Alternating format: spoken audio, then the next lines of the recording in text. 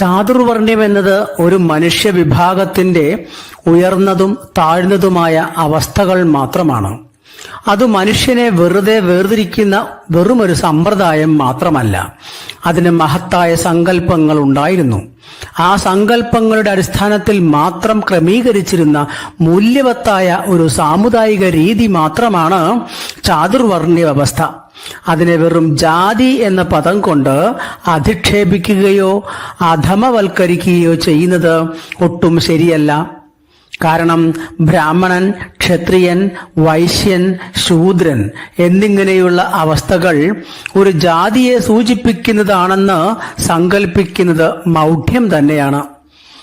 സനാതനധർമ്മത്തെക്കുറിച്ച് യാതൊന്നും അറിയാത്ത വിഡ്ഢികളുടെ വ്യാഖ്യാനം മാത്രമാണ് അത്.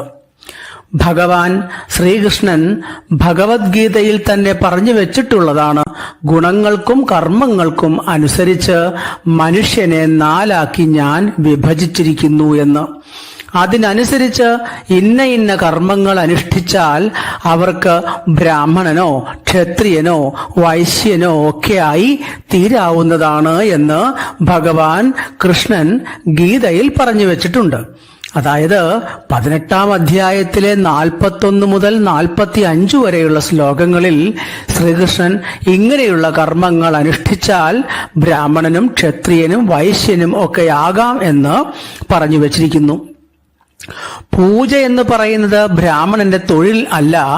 യജനവും യാചനവും ബ്രാഹ്മണനാകാനുള്ള കർമ്മങ്ങളുടെ ഭാഗം മാത്രമാണ്. ബ്രാഹ്മണനായി പിറന്നാൽ യജനം യാചനം മുതലായ കർമ്മങ്ങൾ മാത്രമേ ചെയ്യാവൂ എന്നല്ല കൃഷ്ണൻ പറഞ്ഞു വെച്ചിട്ടുള്ളത്. മറിച്ച് യജനം യാചനം തുടങ്ങിയവയാണ് ബ്രാഹ്മണവർണം അധികരിച്ച് നിൽക്കുന്നവർ, അതായത് സത്വഗുണം അധികരിച്ച് നിൽക്കുന്നവർ ചെയ്യേണ്ടതായിട്ടുള്ള ധർമ്മങ്ങൾ. അത്തരം കർമ്മങ്ങൾ കൂടുതൽ അനുവർത്തിക്കപ്പെടുമ്പോൾ അവൻ ബ്രാഹ്മണനായി ബ്രഹ്മത്തെ അറിഞ്ഞവനായി മാറുന്നു എന്നാണ് ഭഗവത്ഗീതയിൽ പറഞ്ഞു വെച്ചിരിക്കുന്നത്. ഇങ്ങനെ പോകുന്നു സനാതനവാദികളുടെ നീണ്ട വാദങ്ങൾ. ഇതെല്ലാം സനാതനധർമ്മവാദികൾ ചാതുർവർണ്ണ്യത്തെ ന്യായീകരിക്കുവാൻ പറയുന്ന ചില ന്യായങ്ങൾ മാത്രമാണ്. ബ്രാഹ്മണനും ക്ഷത്രിയനും എല്ലാം മനുഷ്യ മനസ്സിന്റെ ചില അവസ്ഥകളാണെന്ന് വരുത്തി തീർക്കുവാൻ അവർ പെടാപ്പാടുപെടുന്നതിന്റെ ഒരു ഭാഗമാണ് ചാർവാകൻ ഇപ്പോൾ മുകളിൽ അവതരിപ്പിച്ചത്.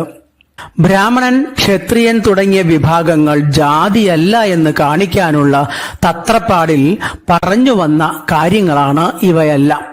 പൂജയും യജ്ഞവുമെല്ലാം ബ്രാഹ്മണൻ ചെയ്യുന്ന ജോലിയാണ് എന്ന് പറഞ്ഞാൽ അവിടെ ബ്രാഹ്മണൻ എന്നത് ജാതിയായി മാറുന്നു.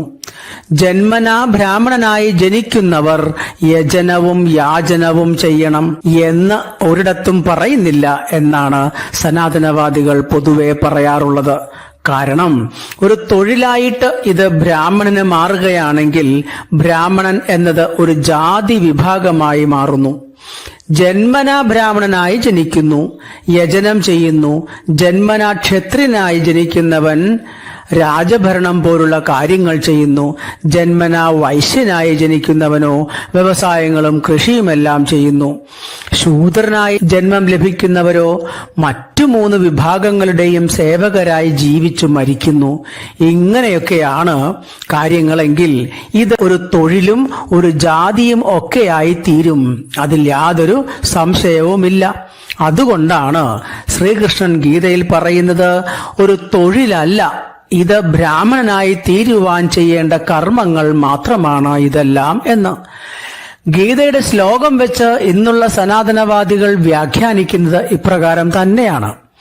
ഈ വാദങ്ങൾക്ക് വളരെ പ്രചാരം ലഭിച്ചിട്ടുമുണ്ട്. വ്യാപകമായി തന്നെ ഇത് പ്രചരിക്കുന്നത് കൊണ്ട് ആ പ്രചരണം സൃഷ്ടിച്ചെടുത്ത ഉറപ്പിനെ മാറ്റിയെടുക്കുക എന്നത് ദുഷ്കരമാണ്. എത്രത്തോളം കൃത്യമായി നമ്മൾ വ്യാഖ്യാനിച്ചാലും അത് ഉണ്ടാക്കി വെച്ചിട്ടുള്ള ആ ദൃഢതയെ ലഘൂകരിക്കുവാൻ അല്പം ബുദ്ധിമുട്ട് തന്നെയാണ്. കാരണം സംസ്കൃത ഭാഷയായതിനാൽ അതിനെക്കുറിച്ചുള്ള ഏത് അനുകൂല നിലപാട് വന്നാലും അതിനെ അതേപടി വിഴുങ്ങി മതത്തോട് വിശ്വസ്ത വിധേയരായി തീരുക എന്നത് വിശ്വാസിയുടെ ഒരു രീതിയാണ്. എന്നാൽ ഭഗവത്ഗീത എന്നത് മനുസ്മൃതിയുടെ പല ആശയങ്ങളും അതേപടി പകർത്തി വെച്ചിട്ടുള്ള ഒരു ഗ്രന്ഥം മാത്രമാണ് എന്ന കാര്യം നിങ്ങളെ ഓർമ്മിപ്പിക്കാൻ ചാർവാകൻ ആഗ്രഹിക്കുകയാണ്. മനുസ്മൃതി മാത്രമല്ല, പല ഉപനിഷത്തുക്കളും പല സ്മൃതികളും പുരാണങ്ങളും പറയുന്ന കാര്യങ്ങളെല്ലാം തത്വശാസ്ത്രപരമായി കടം കൊണ്ട് രൂപപ്പെട്ട ഒരു അവിയൽ പുസ്തകമാണ് ഭഗവത്ഗീത. അതുകൊണ്ട് തന്നെ നമുക്ക് ആവശ്യമുള്ളത് എന്തെല്ലാമാണോ അതൊക്കെ നമുക്ക് ഗീതയിൽ നിന്ന് ലഭിക്കും. അതാണ് അതിന്റെ പ്രത്യേകത. ഇവിടെ ഗീതയിലെ ശ്ലോകം വെച്ചുകൊണ്ട് ബ്രാഹ്മണനെയും ക്ഷത്രിയനെയും വൈശ്യനെയുമെല്ലാം ദുർവ്യാഖ്യാനം ചെയ്തിരിക്കുന്ന ഒരവസ്ഥയെ ഗീത രചിക്കപ്പെടും മുമ്പ് പ്രബലമായിരുന്ന സനാതന ഗ്രന്ഥമായ മറ്റൊരു കൃതിയെ വെച്ചുകൊണ്ട് നമുക്ക് നിഷേധിക്കേണ്ടതുണ്ട്. കാരണം ഗീതയ്ക്ക് മുമ്പ് എഴുതപ്പെട്ട സനാതന ഗ്രന്ഥങ്ങളുടെ രീതികളെയോ അത് അവലംബിച്ച നിയമങ്ങളെയോ ആചാരങ്ങളെയോ ഒന്നും തന്നെ ഗീത ലംഘിക്കുന്നില്ല എന്ന് തന്നെയാണ് കാരണം.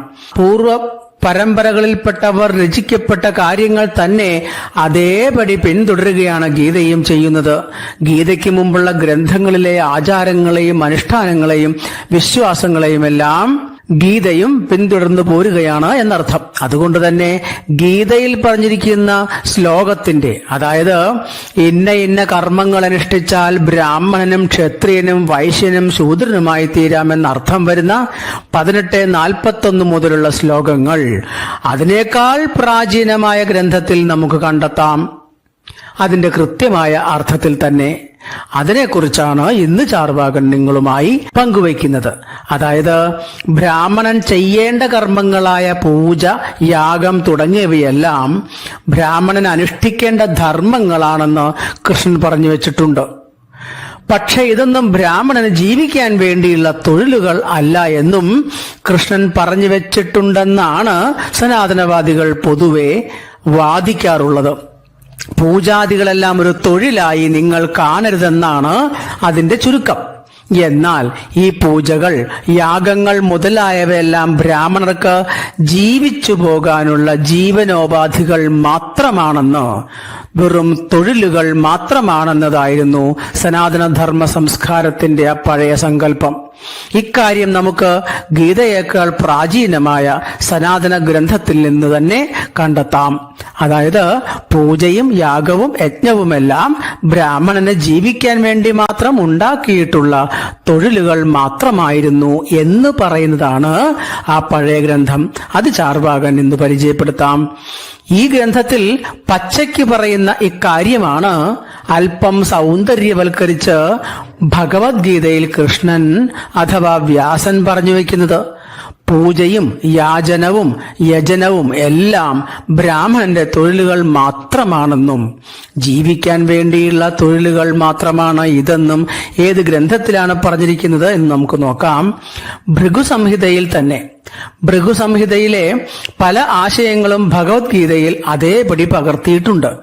ബ്രാഹ്മണാദികളുടെ കർമ്മങ്ങൾ എന്തെല്ലാമാണെന്ന് ഗീതയിൽ പറയുന്ന ഭാഗത്തിന് തുല്യമായിട്ടുള്ള ശ്ലോകം ഭൃഗുസംഹിതയിൽ നിന്ന് ചാർവാകൻ ഇവിടെ പരിചയപ്പെടുത്താം. ശ്ലോകത്തിൽ കൃത്യമായി പറയുന്നത് ബ്രാഹ്മണാദികളുടെ ജീവിക്കാനുള്ള തൊഴിലുകൾ ആണ് ഈ കർമ്മങ്ങളെല്ലാം എന്നാണ്. അത് പച്ചയ്ക്ക് തന്നെ പറഞ്ഞു വെച്ചിട്ടുമുണ്ട്. നമുക്ക് ശ്ലോകം ഒന്ന് നോക്കാം. ബ്രാഹ്മണന്റെ കർമ്മങ്ങൾ പ്രധാനമായും 6 എന്നാണ് ആദ്യം പറയുന്നത്. ഭൃഗുസംഹിത 10:74. ബ്രാഹ്മണ ബ്രഹ്മയോനിസ്ഥ യേ സ്വകർമ്മണ്യവസ്ഥിത തേ സമ്യഗുപജീവേയു ഷട്കർമാണി യഥാക്രമം. ബ്രഹ്മയോനിസ്ഥാഹ, ബ്രാഹ്മണ ദമ്പതികളിൽ തന്നെ ജനിച്ച് സ്വകർമ്മണി അവസ്ഥിതാഹ, സ്വന്തം വർണ്ണത്തിനു വിധിച്ച കർമ്മങ്ങൾ മാത്രം അനുഷ്ഠിച്ചുകൊണ്ട് ഏ ബ്രാഹ്മണാഹ, യാതൊരു ബ്രാഹ്മണനുണ്ടോ, തേ ആ ബ്രാഹ്മണൻ അല്ലെങ്കിൽ ആ ബ്രാഹ്മണർ യഥാക്രമം ഷട്കർമാണി കൃത്വ, യഥാക്രമത്തിൽ ഈ 6 കർമ്മങ്ങൾ ചെയ്തിട്ട് സമ്യക് ഉപജീവേയുഹു, നന്നായി ഉപജീവനം നടക്കൊള്ളണം. അച്ഛനും അമ്മയും ബ്രാഹ്മണരായിട്ടുള്ള ഏതൊരു ബ്രാഹ്മണനുണ്ടോ അവൻ ചാതുർവർണ്ണ്യ സംസ്കാരത്തിന് ഉചിതമായ രീതിയിൽ ബ്രാഹ്മണന് വിധിച്ചിട്ടുള്ള കർമ്മങ്ങൾ മാത്രം ചെയ്തുകൊണ്ട് ഈ 6 കർമ്മങ്ങളും കൃത്യമായി ചെയ്തുകൊണ്ട് ജീവിക്കാനുള്ള മാർഗം കണ്ടെത്തണം. ഈ 6 കർമ്മങ്ങൾ ബ്രാഹ്മണന്റെ ഉപജീവന ഉപായമാണെന്ന് തന്നെയാണ് ഭൃഗു മഹർഷി ഇവിടെ പറയുന്നത്. ഇനി ഏതാണ് ആ കർമ്മങ്ങൾ എന്ന് നോക്കാം. 10:75 അധ്യാപനം, അധ്യയനം, യജനം, യാചനം തഥാ ദാനം പ്രതിഗ്രഹശ്ചൈവ ഷട്കർമാണ്യഗ്രജന്മനഃ. അഗ്രജന്മനഃ ബ്രഹ്മാവിന്റെ മുഖത്തു നിന്നുണ്ടായവനായ ബ്രാഹ്മണന്റെ ഷട്കർമാണി ച ഏവ 6 പ്രധാനപ്പെട്ട തൊഴിലുകൾ എന്നത് അധ്യാപനം വേദങ്ങൾ പഠിപ്പിക്കുക എന്നതും, അധ്യയനം വേദങ്ങൾ പഠിക്കുക എന്നതും, യജനം യാഗങ്ങൾ ചെയ്യുക എന്നതും, യാചനം മറ്റുള്ളവർക്കു വേണ്ടി യജ്ഞങ്ങൾ ചെയ്തു കൊടുക്കുക എന്നുള്ളതും, തഥാ ദാനം അതുപോലെ തന്നെ ദാനം കൊടുക്കലും, പ്രതിഗ്രഹ ദാനം സ്വീകരിക്കലും. ഇതാണ് 6 കർമ്മങ്ങൾ ബ്രാഹ്മണന്മാർക്ക് പറഞ്ഞു വെച്ചിട്ടുള്ളത്. ഇവയെല്ലാം തൊഴിലുകളാണെന്നത് ചാർവാകൻ കയ്യിൽ നിന്നിട്ടതല്ലേ എന്ന് ചോദിക്കേണ്ടതില്ല. കാരണം തൊട്ടു മുൻപുള്ള ശ്ലോകത്തിൽ ഈ 6 കർമ്മങ്ങളാണ് ബ്രാഹ്മണന്റെ തൊഴിലുകൾ അഥവാ ഉപജീവന മാർഗം എന്ന് പറഞ്ഞു വെച്ചിട്ടുള്ളത് ഓർക്കുക. അടുത്ത ശ്ലോകത്തിലും ഈ കർമ്മത്തെ ബ്രാഹ്മണന്റെ തൊഴിലായി തന്നെ വളരെ വ്യക്തമായി ഇവിടെ ഋഷി വീണ്ടും വർണ്ണിക്കുന്നത് നോക്കുക. 10:75 ഷണ്ണാന്തു കർമാണാമസ്യ 3 കർമാണി ജീവിക യാചനാധ്യാപനേ ചൈവ വിശുദ്ധാശ്ച പ്രതിഗ്രഹഃ. തൊട്ടുമുമ്പ് 6 കർമ്മങ്ങൾ ബ്രാഹ്മണൻ ചെയ്യണം എന്ന് പറഞ്ഞിട്ടുണ്ട്. അതിൽ പ്രധാനപ്പെട്ട 3 ബ്രാഹ്മണന് പണം സമ്പാദിക്കുവാനുള്ള മാർഗങ്ങൾ, ജീവിക്കുവാനുള്ള തൊഴിലുകളായി കൊണ്ടു നടക്കേണ്ടത് 3 പ്രധാനപ്പെട്ടവയാണ്. അതേതൊക്കെയാണ്?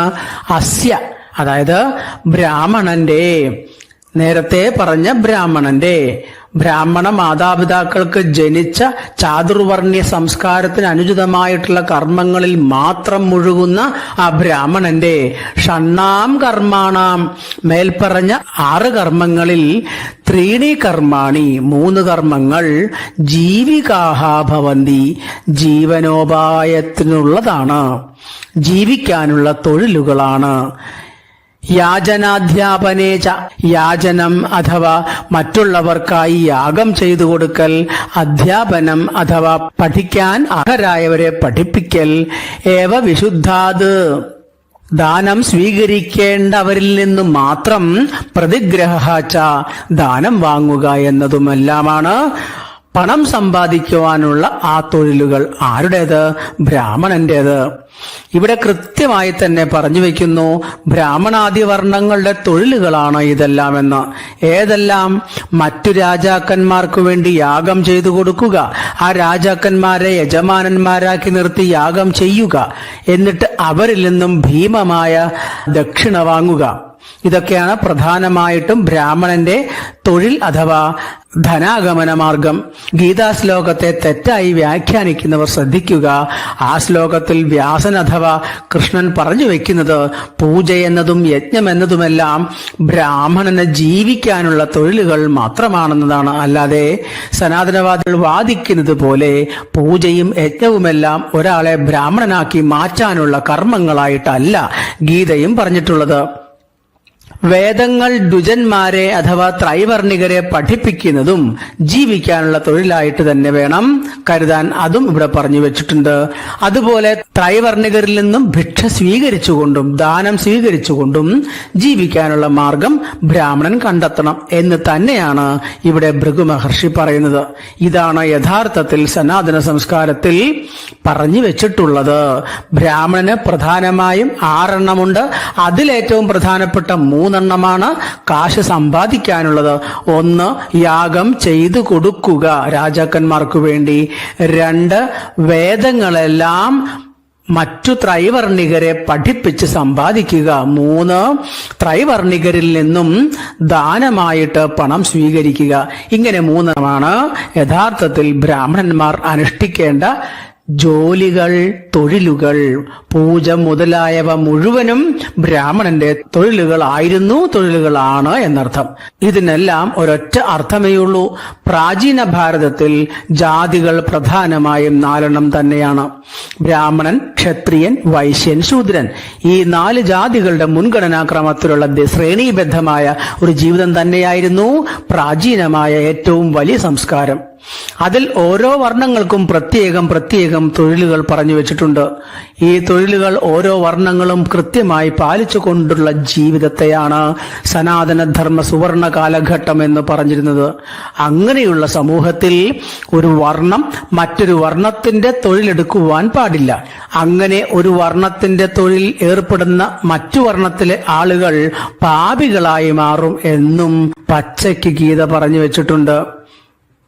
ചാതുർവർണ്ണ്യ സംസ്കാരത്തിന്റെ കാര്യത്തിൽ എല്ലാ ഗ്രന്ഥങ്ങളും ഒറ്റക്കെട്ടായി ഒരേ കാര്യം തന്നെയാണ് ഉദ്ഘോഷിക്കുന്നത്. അതിൽ തന്നെ കടുകിട മാറാൻ സനാതന സംസ്കാരത്തിന് ത്രാണിയില്ല. ത്രേതായുഗത്തിൽ ശ്രീരാമൻ വന്നത് ചാതുർവർണ്ണ്യ സംസ്കാരത്തെ സംരക്ഷിക്കാനായിരുന്നു എന്ന് രാമായണത്തിൽ വാൽമീകി പറയുന്നുണ്ട്. ദ്വാപരയുഗത്തിൽ കൃഷ്ണൻ വന്നതും ചാതുർവർണ്ണ്യ സംസ്കാരത്തിന്റെ സംരക്ഷകനായിട്ടാണെന്ന് ഭഗവത്ഗീതയും പറയുന്നു. എന്തിനധികം പറയുന്നു, 10ാമത്തെ അവതാരമായ കൽക്കിയും വരാൻ പോകുന്നത് ചാതുർവർണ്ണ്യ സംരക്ഷണത്തിനായിക്കൊണ്ടാണ് എന്ന് ഭാഗവതവും പറയുന്നുണ്ട്. കൃത്യമായ ഗ്രന്ഥപഠനത്തിലൂടെ മാത്രമേ നമുക്ക് ഇക്കാര്യങ്ങൾ ബോധ്യപ്പെടുകയുള്ളൂ. ആ ചാതുർവർണ്ണ്യ സംസ്കാരത്തിന്റെ ഭാഗമായിട്ട് ബ്രാഹ്മണന്മാർക്ക് പറഞ്ഞു വെച്ചിട്ടുള്ള തൊഴിലുകൾ മാത്രമാണ് പൂജയും യാഗവും യജ്ഞം, ദാനം മുതലായവ എല്ലാം തന്നെ. ഇത്തരത്തിൽ നോക്കിയാൽ ബ്രാഹ്മണന്റേത് തൊഴിൽ മാത്രമാണെന്ന് ബോധ്യപ്പെടും. ഈ രീതിയിൽ കൃത്യമായി മനസ്സിലാക്കിയെന്നാൽ ബ്രാഹ്മണന്റേത് പൂജയും യാഗവും യജ്ഞവുമെല്ലാം വെറും തൊഴിലുകൾ മാത്രമായിരുന്നു എന്ന് ബോധ്യപ്പെടും. മറ്റൊരു വിഷയവുമായി വീണ്ടും കാണാം.